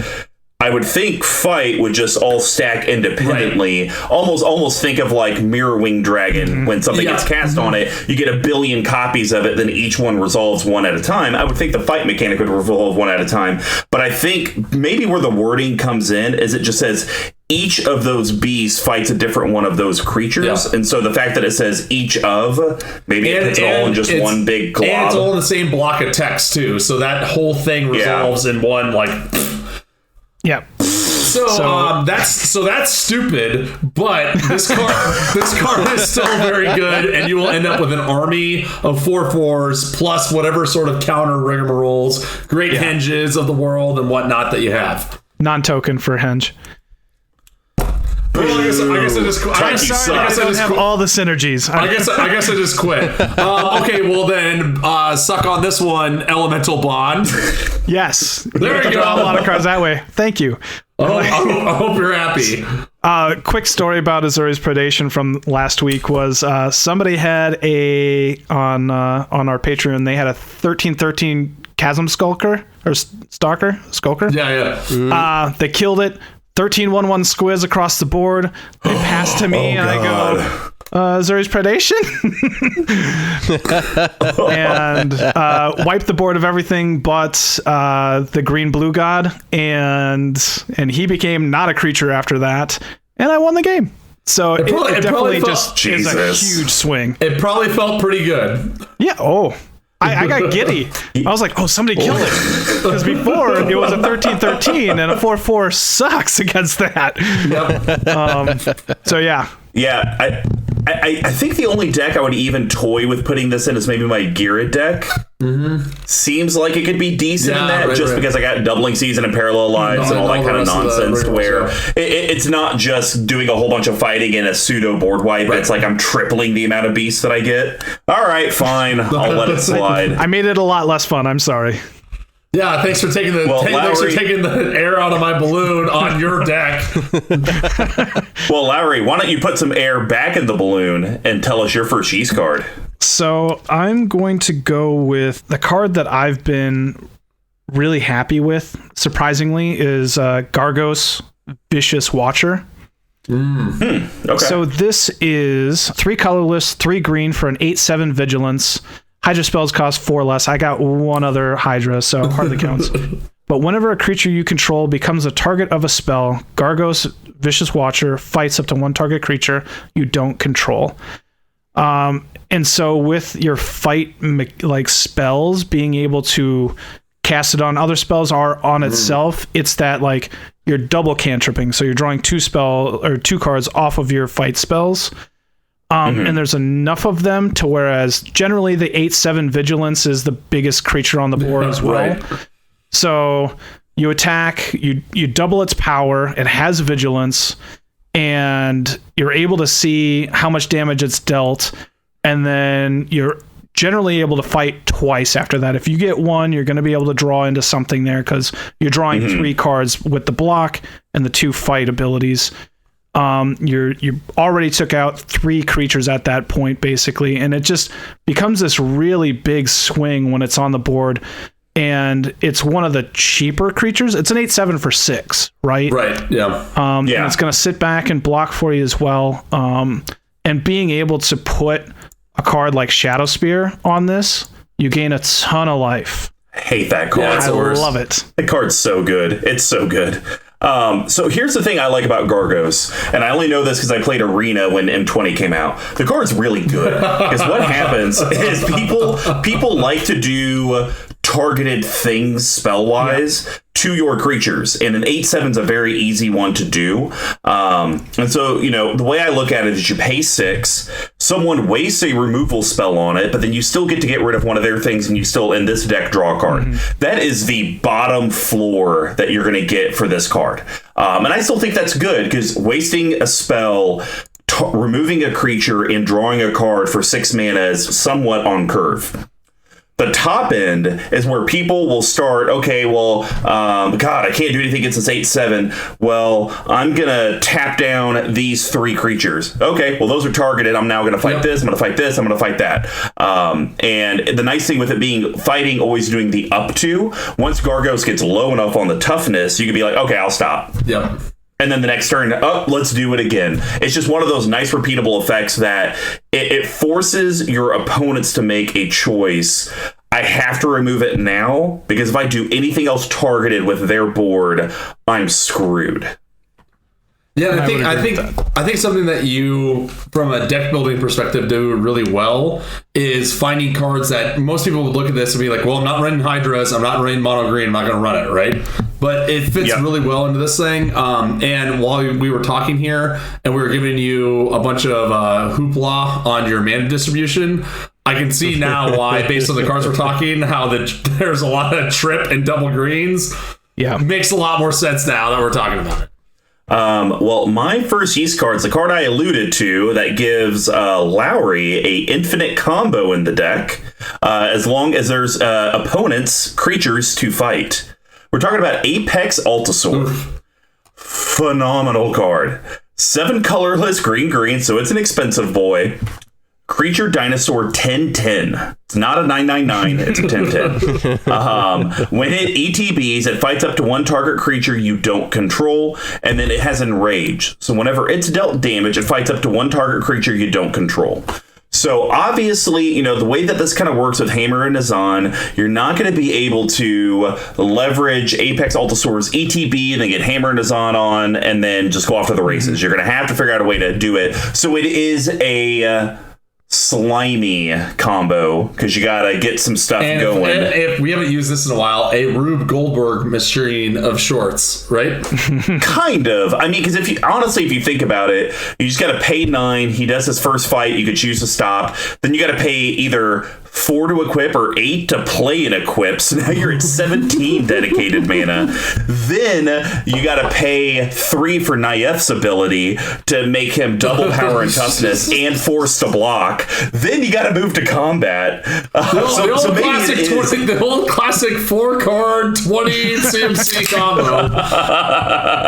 So maybe it's more of a sweaty combo than slimy. It's dripping. But I do love it, because once you get that dude indestructible, holy crap, you're just gonna wipe the entire board every single time you want to, and no one can stop it. So. And this is one that draws you a ton of cards too. Every time it's going to fight multiple times, it's going to refill the hand. And it's a game changer for sure. Also, just recently, once people figured out this deck is good or has wings, did a 100% price gain from 250 to over 5. So people are catching on. Yep. All right. Tuck, what is your last yeast card? Okay. So it's a little sweaty. And I would call you an insane person for putting it in here, but here we are. We are talking about a horrible Magic set, which I believe is Legends of Kamigawa, an artifact out of that. And let's go Kusari-Gamma. That's about how I'd say it. This is upsetting. 3 colorless. Kusarigama? 3 colors. Kusarigama? Yeah, okay, yeah. It sounds like... can you pronounce that without making it sound like a question? I don't know if I can. Kusarigama. All right. You got me. All right, 3 colorless for a rare artifact equipment. Equipped creature has 2 colorless. This creature gets +1/+0 until end of turn. Whenever equipped creature deals damage to a blocking creature, Kusarigama deals that much damage to each other creature defending player controls equipped 3. Oh my god. Yeah. And I would like to point out before Big Tuck tells us why he picked about this card, he only picked it because it has so much text and he wanted to show off that he has new glasses. Yeah. And also for those playing the home game, my face is so fat they had to meld them correctly to fit.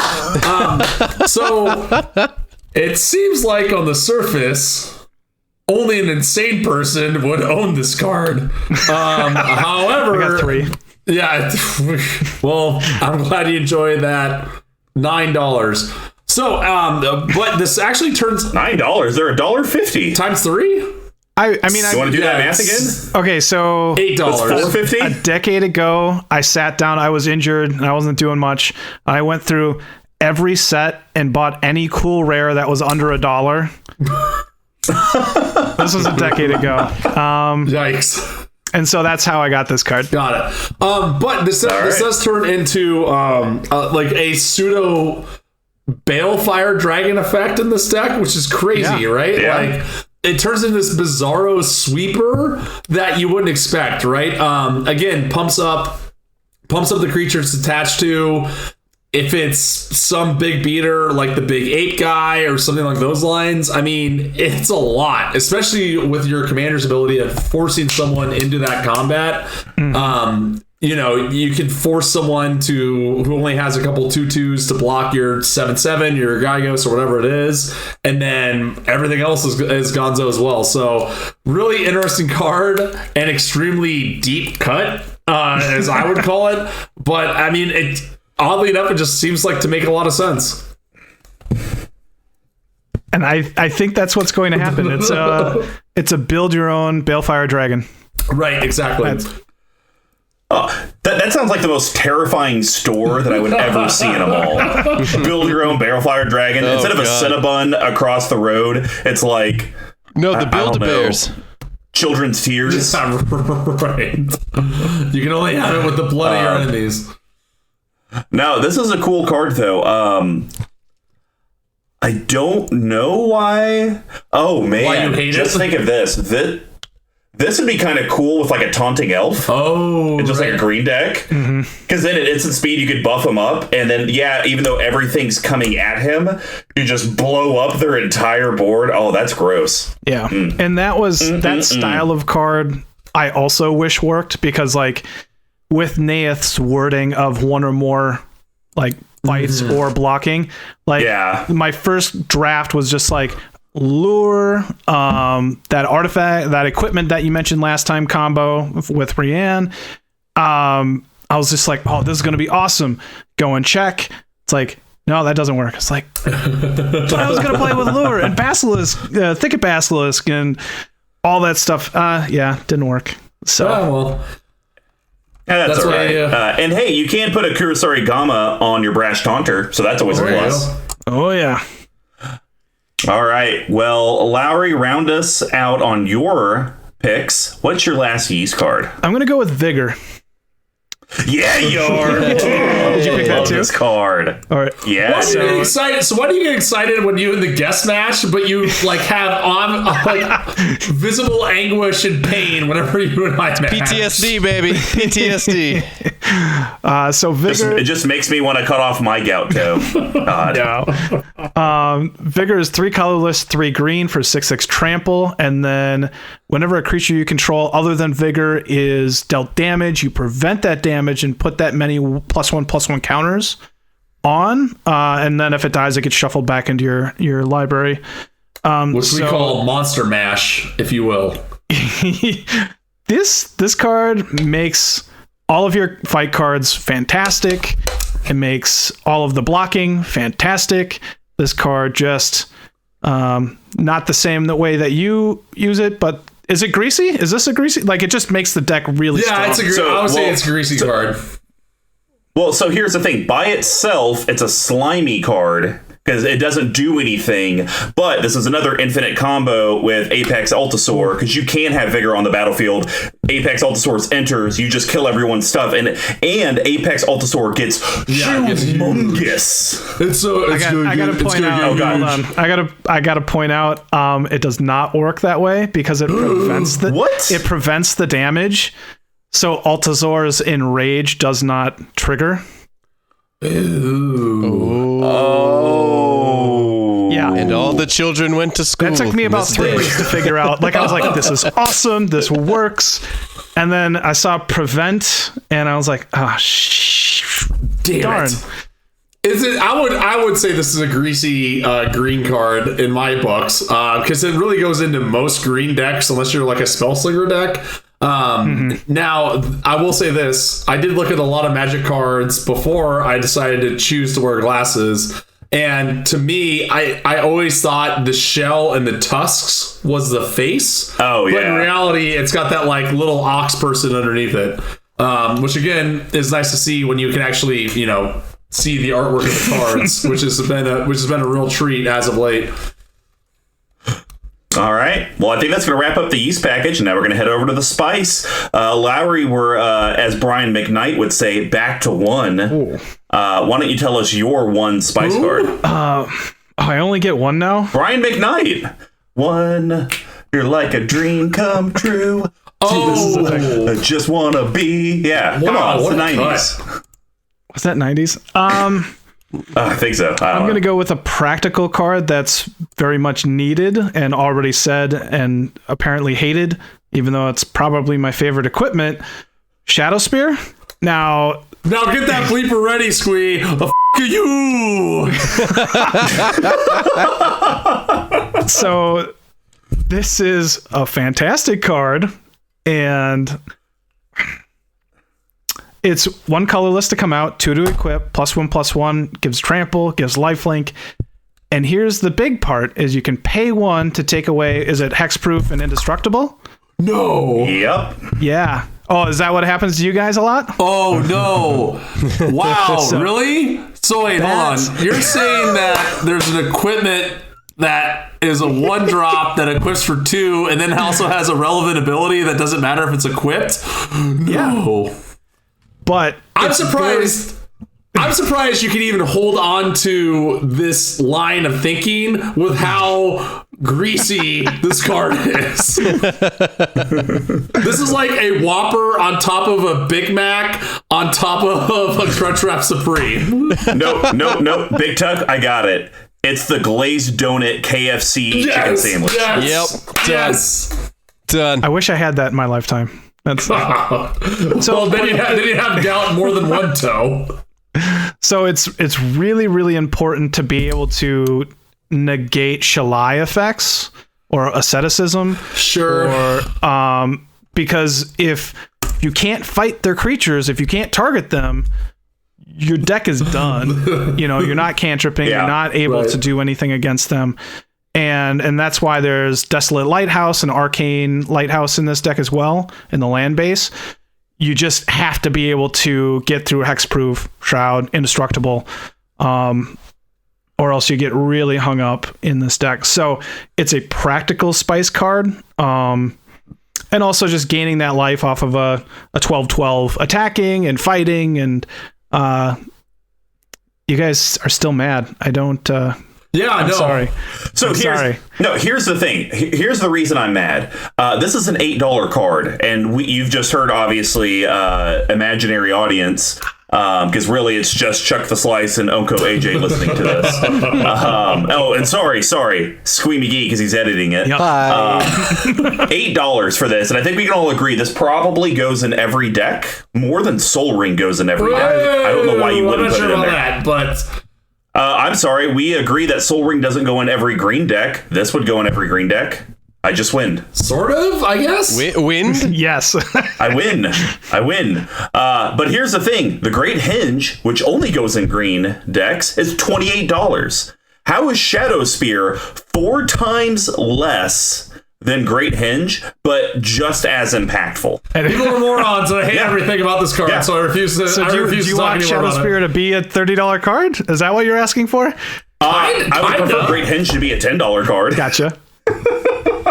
But no, I love the card. I mean, honestly, I do think it goes in every single EDH deck, because the worst case scenario is that you play it for 1 and then you use it to prevent other people from doing board wipe shenanigans. Oh, I'm going to heroic intervention to save my stuff. No, you're not. That's going to resolve, and then I'm going to go ahead and get rid of your indestructible. You just wasted a great spell. Plus, everyone has a commander, and 99% of the commanders are creatures. What's the worst thing? Oh, I have nothing to do. I guess I'll pay 2 and just get my commander +1/+1 trample and lifelink. Get something out of it. I mean, how many people run Lightning Greaves or Swiftfoot Boots in a deck with their commander that they do nothing with combat damage? Right. I mean, me and Tuck have talked about this many times on Brews and Builds, where I'm starting to cut those cards from decks to where it's just like, I don't really care if my commander has hexproof. I would rather my commander have trample, lifelink, +1, and a pay 1, and my opponents get screwed. So it's just a too good. I hate it. Damn you, Wizards. I just hate it. That's all I gotta say. All right. So mine is a fight artifact creature that it's an interesting card, and it honestly, it doesn't go in a lot of decks, but I do run it in some decks that I have, because I do really like the flip effect, because sometimes you just have dead turns in Commander, which feel bad, but at least this gives you something to do with it. So we're talking about Golden Guardian. 4 colorless artifact creature golem. It's a 4/4, and it has Defender. You could pay 2 at instant speed, and it fights another target creature you control. When Golden Guardian dies this turn, return it to the battlefield transformed under your control. And then it turns into the Gold Forge Garrison. It's a land, and it states tap, add 2 mana of any one color to your mana pool. So it's, nice, because you would think, oh, it's a colorless card, it's probably going to give me colorless mana. Nope, you do get your colors. And then you can pay 4 and tap, make a 4/4 colorless golem artifact creature token. And the other great thing about it is that Neyith specifically states whenever one or more creatures you control fight, that's it. It doesn't have to be fight a creature you don't control or anything like that. So you do get to draw a card off of paying the 2. You do now get a great land that taps for 2 mana, or just pumps out 4/4s if you had nothing else to do. This is also, hopefully, the work it goes with Brash Taunter or Stuffy Doll. And so they're both indestructible. You're dealing 4 damage to the face of somebody, and then you're also able to just draw a ton of cards. Oh, okay. Because every 2 you get to fight, deal damage to somebody, draw a card. Or if you have Vigor in play, you can just make them huge. And then there's also, a couple other cards. Again, you throw Shadow Spear on here, gaining a bunch of life. Not to, you put Hammer I've had to sit here and listen about Altar of the Brood for 3 hours. Hey, Larry, have you ever thought about Altar of the Brood for this? Might be decent. Might be decent. Nope. The card has some flexibility to it. The thing that I found is it is a little expensive. Yeah. Sure. So I can see that. But it's also like we've talked to Mr. Combo's point. We've talked a lot about artifact and enchantment removal at such a premium. This is just going to sit there. No one's going to do anything, right? It deters beast tokens attacking you. It deters elf tokens attacking you, and that sort of thing. And then if you do the Hammer Nazan or the Darksteel Plate, you can get the value out of that. So again, I think it's a little bit of a slimy card, and this deck, in most decks it'd be a little sweaty, and this one it's more slimy because there's not always a good target, especially because it's a creature you control. So, well, Tuck, what is your spice I'm so card? glad you asked, Mr. Combo, you specifically, because it's Stuffy Doll, which somehow is over $5. 5 colorless for an artifact creature construct for 0/1. As it enters the battlefield, choose a player. Stuffy Doll is indestructible. When Stuffy Doll is dealt damage, it deals that much damage to the chosen player. Tap, it deals 1 damage to itself. Like we've talked about, there's not a lot of... We don't need to go into depth about this because we've talked about, and I quote, the Stuffy Doll effect, I would wager, for no fewer than 6 minutes on this episode. I mostly put it on here first because I thought Mr. Kama was going to talk about it, and then hopefully triggering his PTSD from seeing this in our local play group over and over and over again. Well, I'm sorry. When someone makes multiple copies of Stuffy Doll and then they target me with them, what am I supposed to do with that? What am I supposed to do? That was a triggered ability that just engaged. Well done. Yeah, Big time. triggered. Well done. So yeah, obviously fighting against Stuffy Doll is great. It's a good blocker. A lot of things to say about it. Is it worth $5? I would say decidedly not. But that's just me. So what do I know? Consider you can get Brash Taunter for... You can buy 5 Brash Taunters for the cost of a Stuffy Doll. Exactly.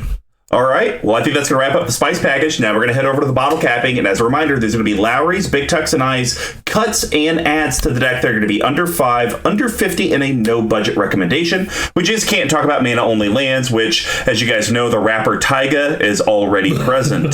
So I'm going to start this off. I'm actually going to cut Backdraft Hellkite. So this is 3 colorless red creature dragon. It's a rare. It's a 4/4, and it has flying. And whenever it attacks, each instant and sorcery card in your graveyard gain flashback until end of turn. The flashback cost is equal to its mana cost. So I understand that a lot of your fight mechanics can be instant sorceries. You have 19 total in the deck. So yeah, you do maybe get access to 19 or 18% of your library if they were all in there.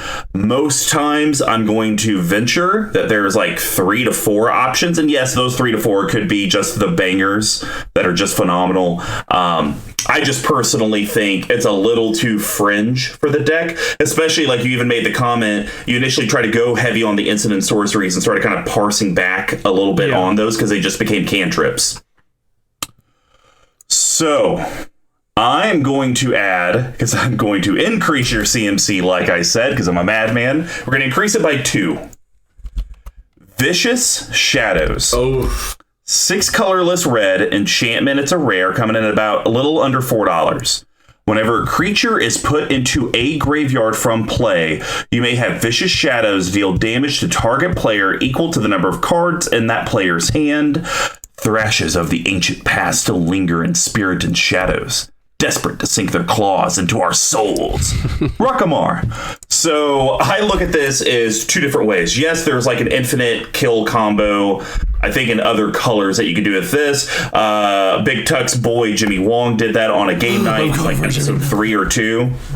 But the way I look at it for this deck is 2 things. Yes, 7 mana is a lot, but you're paying 2 more than the Backdraft Hellkite, and you're going to be fighting, because that's what your deck wants to do.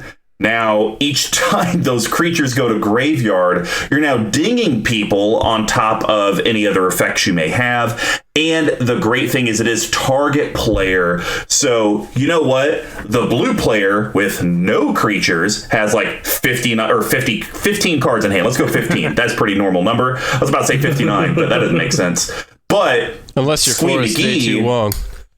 Yeah, I know. But Squee McGee, you're playing your Silencia Reese deck. You have like 3 cards in hand, which is fine, but you have 10 tokens that I can now target.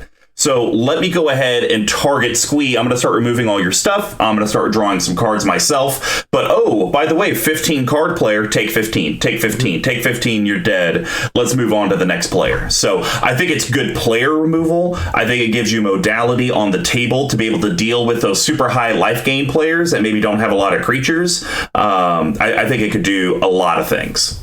I do like Vicious Shadows as a card. And I do agree that the CMC seems, it is high. Yeah. I'll definitely consider it though, because it's kind of a way that I wanted to be going anyway, with like the Stuffy Doll, Brash Taunter, like that extra like burn reach. Right. And so I like that idea. Ooh, he does. All right. Boss, he likes it. They like me. They really All like right, me. Big Tuck. What are you gonna cut and what are you gonna add? So I'm gonna cut Frontier Siege. Like I talked about earlier, you're playing green. You're not playing any. You're playing 2 flyers. One of which just got recommended to get cut. I think we can do better. I kind of get it. The argument though is like the problem I see is like unless you have Omnath, you won't be able to use the 2 green in your mana pool because when you go to combat, it evaporates. So in reality, it doesn't help your commander's ability at all. And I'm surprised you didn't have this one here. This was a Tiny Leaders All-Star, and I lost to this a million times. I want to talk about your old pal Predator Ooze. So again, keeping your consistent with triple green as a creature ooze. It's a 1/1 indestructible for like 49 cents.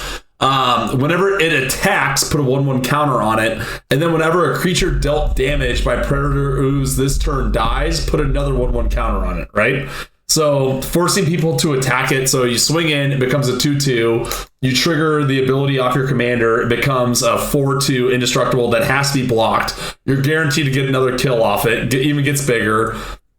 Goes from there, right? So it's kind of like a one-man army in this deck. It plays a lot with like the fight mechanics that we're talking about. Just seems like a ton of value, and someone's really gonna have to go their way to try to kill this thing too. I like that one too because it states damage, not combat damage, right? Right. And so the fight works with it great there too. Whenever a creature is dealt damage by it, it dies. Get a 1/1 counter on it. So even if you attacked with it and it didn't have to be blocked, but that's a 2/2 and that creature didn't die, I could fight with a bigger creature to kill the other one. Another counter would go on it.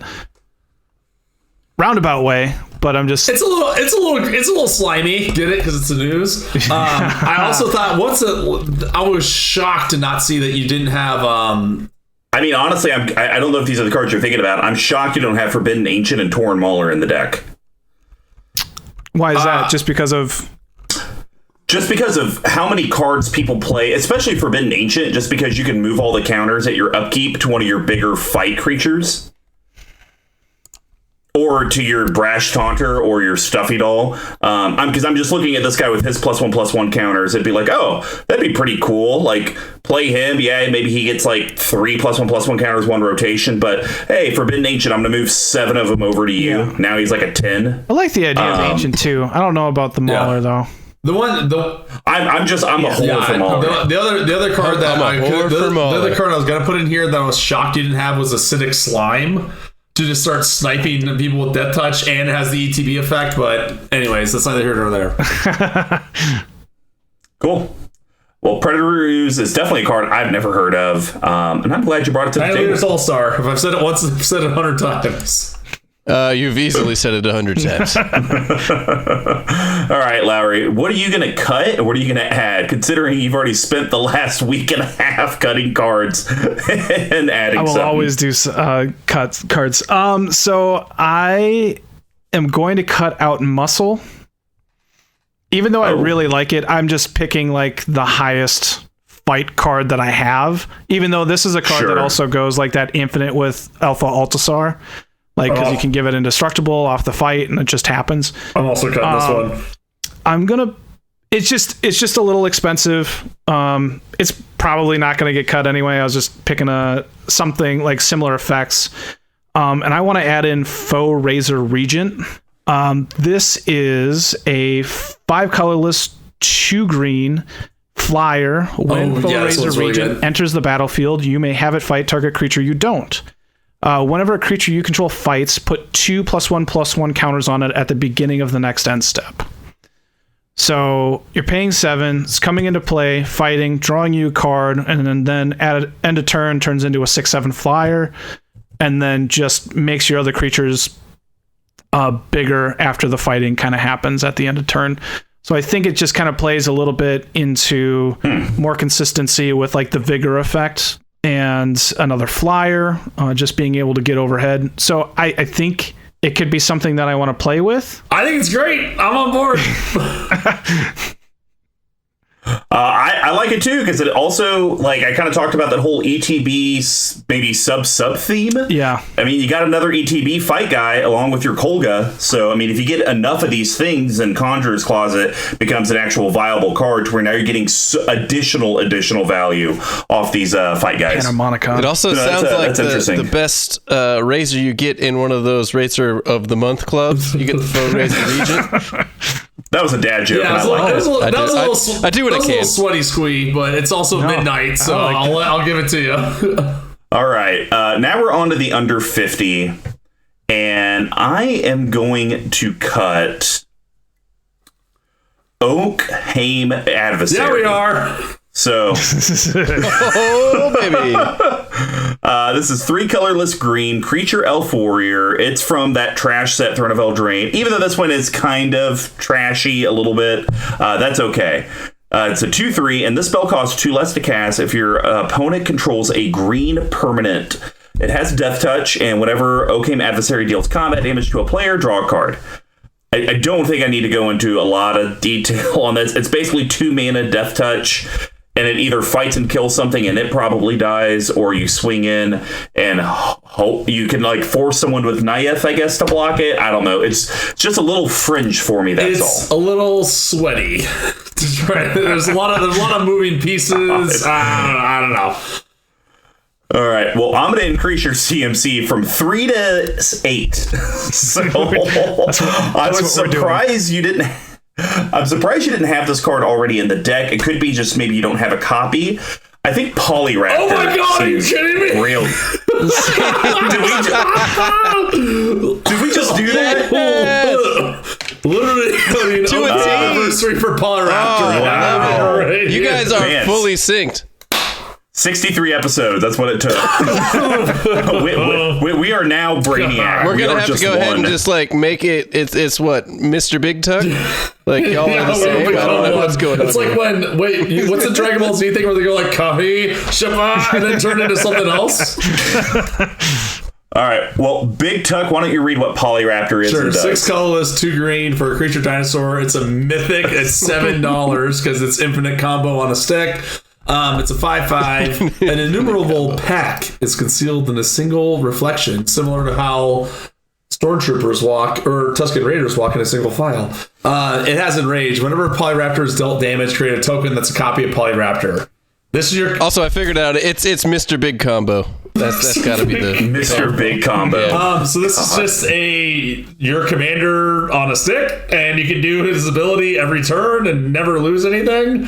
And also, it can go infinite like a gazillion different ways, which I'm sure Mr. Combo is happy to tell you about. Actually, I don't, because our boy Lowry does not have any of those ways in the deck. Applause. So, Applause. Usually the way, guys, you go infinite with Polyraptor is that there's a creature card that says whenever a dinosaur, I think, enters the battlefield under your control, you deal 1 damage to all your creatures, and so then it just goes infinite from there. You just have to figure out a way to give that creature indestructible.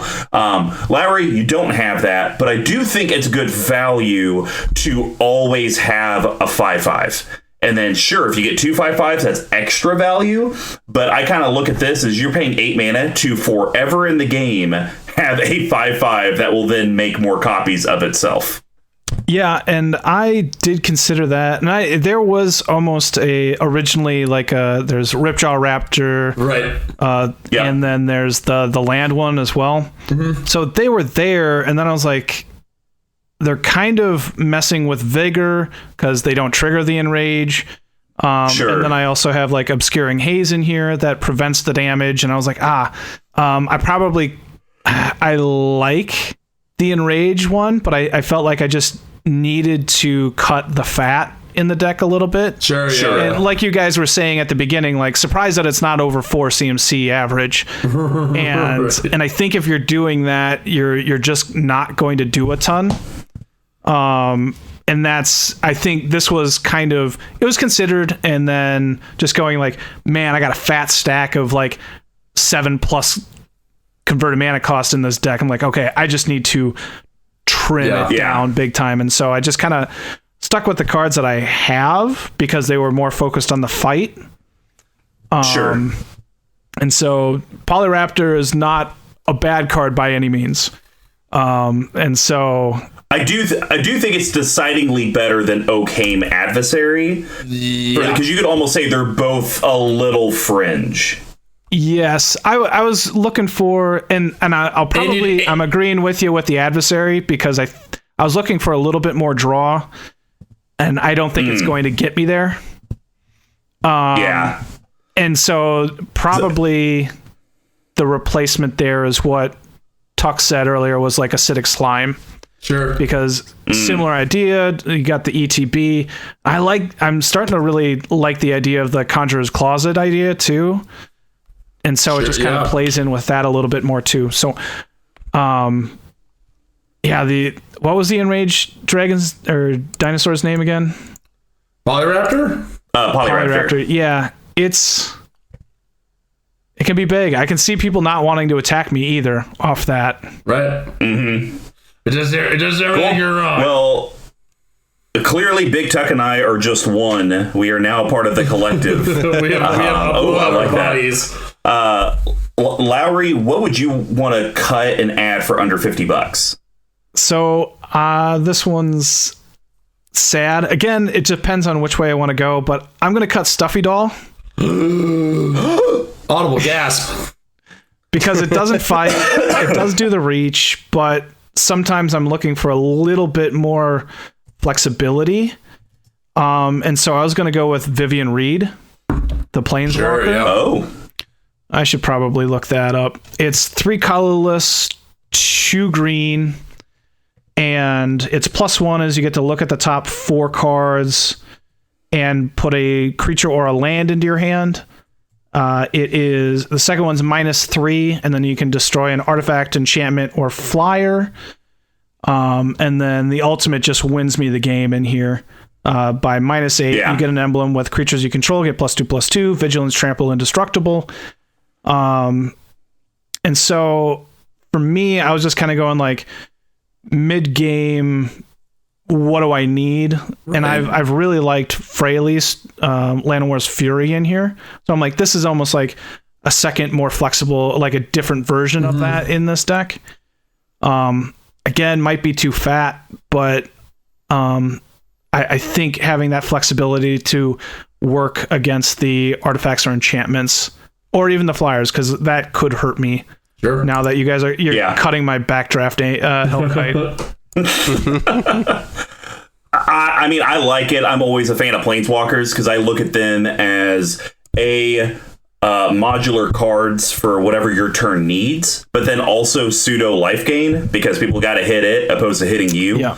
And I do like that. And especially in this deck, if you have your Polyraptors of the world or you're different, whenever this takes damage, do this, you're now getting extra triggers not on your step versus, hey, I'm going to do some attacks and hopefully some fighting, and then I'm probably passing and maybe holding up an instant speed pump spell for one thing. Now I get a whole bunch of triggers. So I like it. I think it's a good fit. Yeah, agreed. I like the fact it kind of draws you a card. So there's not much to be said here. It is a little fatty, but again, you need something to do with that mana from that Frontier Siege that you're claiming you're not going to cut. On that note, we're on the personal recommendations, and I am cutting Frontier Siege for a better version of Frontier Siege. It's a CEDH card. It's coming in at about $13 to $16. Every single table has a blue player. I don't care if you say that it doesn't happen. They're always here, those SOBs. So Carpet of Flowers seems like it'd probably be better for you than Frontier Siege. So Carpet of Flowers is a single green enchantment from Urza Saga. Yep. All right. During your main phase, and now this could either be your first main or second main, you may add up to X mana of one color to your mana pool, where X is the number of islands target opponent controls. So, the likelihood that someone isn't going to have 2 to 4 islands in an EDH game is very slim. And I think that's why, even though CEDH is more interactive and blue is very dominant in that format, I think that's why you still see this card in almost 15,000 decks on EDH Rec. Okay. So you're going to get your Frontier Siege value. Yeah. We're cutting your flyers, so the other part does not matter. But then your upside for this is humongous, and similar to what Big Tuck kind of talked about with your other Omnom. If you do it in your second main phase, maybe you get, you're not going to lose that green mana. You're going to get to keep it. And if you needed the red mana because you have your lands kind of situated the way they are, now you have access to red mana. So I think it's going to be able to do more for you than the Frontier Siege would. But if you did kind of manipulate the deck to start doing more flyers, then I could see where Frontier Siege is a little bit better. I don't actually own a copy of Carpet of Flowers. I might have to go and get that. Yeah, I agree. It's a good card. I was gonna say I thought it was a piece of Magic history on the reserved list, but it's actually only $13 right now, which is insane. So this is a time to nab one if you can. Yay! He liked one of my ideas. I like all of you guys' ideas. I was like, oh, that's nice. How about this one? Picking, I always change my decks, so it's. I know. I love that meme that I think AJ did of you with that big swole dude. Like, God, how'd you get in shape? And it's just like this faceless guy with like a 6-8 pack and all the pecs and all that stuff. And I was like, oh, I do a push up every time I change one of my EDH decks. And they're like, wait, what? Jesus. Yeah. God, that was funny. That was, it's true. I should start doing one push up every time I change a deck. I showed my wife and she was like, oh, that is so true. I was like, yeah, all right. All right, I get it. I need to get in shape. I get it, hon. Get it. Well, Big Tuck, what's your no budget recommendation? So I'm also cutting out muscle. I think the artwork is incredible. It's looks like some sort of thin person suplexing a bear. Can't love it. But I also noticed one thing that this deck has like a fair amount of card draw, but it doesn't really have any tutors. And I think there's a handful of cards in here that would be really helpful to go get at some point in the game. Also, I'm trying to spend more money on other people's decks. So here you are. I'm thinking that Finale of Devastation could be a huge card in this deck. It's going to be huge. So Finale of Devastation is X green. It's a sorcery. It's a mythic for $21. Great. Search the library and or graveyard, because you might have fought them already. For a creature card with converted mana costs X or less and put it on the battlefield. If you search the library this way, shuffle it. If X is 10 or more, creatures you control get +X and gain haste until end of turn. So I can kind of see that you might be able to get stuck into like a stalemate in this deck where you're kind of trying to fight, trying to block, just can't figure it out, right? Can't get the mental math going. And this will get you a way to go get your Xenagos, your Gargos, these kind of high-end creatures that come out that are really going to make a change.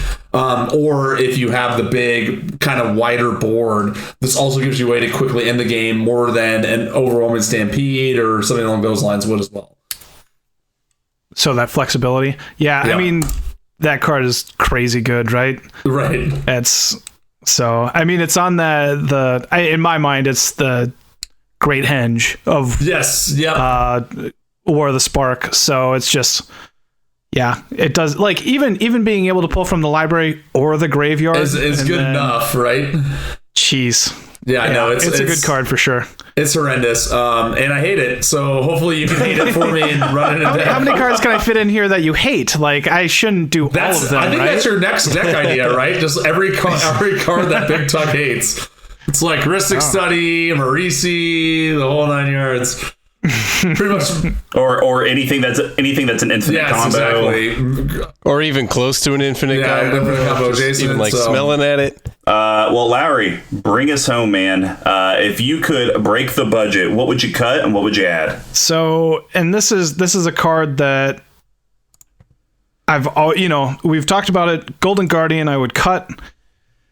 I've wanted to play with it forever, and I'll probably just still keep it just because I want to play with it. Right. But like I was saying earlier, it does seem like it's pretty mana intensive for what I want to be doing with it. It's a little slimy. Yeah, because I don't want to necessarily flip it, but flipping it's not awful. I have plenty of cards that can flip it for easy and draw a card, but it's there just to be able to draw multiple cards and it's heavy on that. So go the boring route and add in like Sylvan Library. Yuck. Yeah, sure. right. Like it's the boring route, but it's something cheap, simple. Like having that 2 slot is pretty important because like even though the CMC is pretty heavy at 2, those fight cards do nothing until later game. So they just kind of sit in your hand until you can use them. And so you're not actually you got to make sure that you're doing something early game. Sylvan Library just kind of fills that hole. And it's just something like if I feel like I'm not filling my hand enough and there isn't enough draw, it's just something that slots in there because I'm lazy. Yeah, fair enough. They all can't be bangers.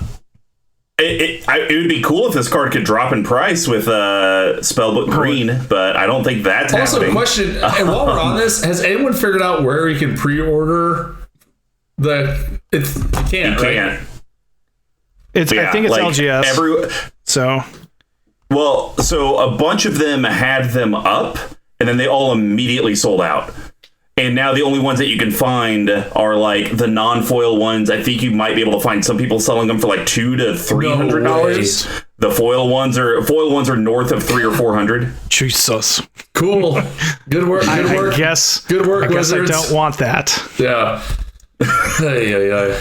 Well, you know what I don't want for the episode to end, but we need to go to bed. And as promised, here's some details about our giveaway from our sponsor, Level 1 Game Shop. We're going to be giving away both the Zendikar Rising Commander decks, plus a CMD Tower playmat and 100 pack of sleeves. To enter, it's extremely simple. Just help promote the content we produce. You get an entry for every interaction you do with us on social media, and we will announce the winner on MTG Action 4 News November 3rd, and our different media accounts soon after. And yes, we will be doing these giveaways every month. Could be a sweet couple decks like this. I guarantee it won't be a Commander Spellbook Green. It just depends on what our sponsor Level 1 Gaming can provide. But we'd love a 5-star review and any sweet comments. Not too sweet, just sweet. Whether it's on YouTube or your podcast platform. And if you'd like to find out ways that you could reach everyone on the cast and find out more ways to enter into the contest, here's how you could do that. You can reach me at Mr. Comma number 5 on Twitter, all spelled out except for the 5. Big Tuck.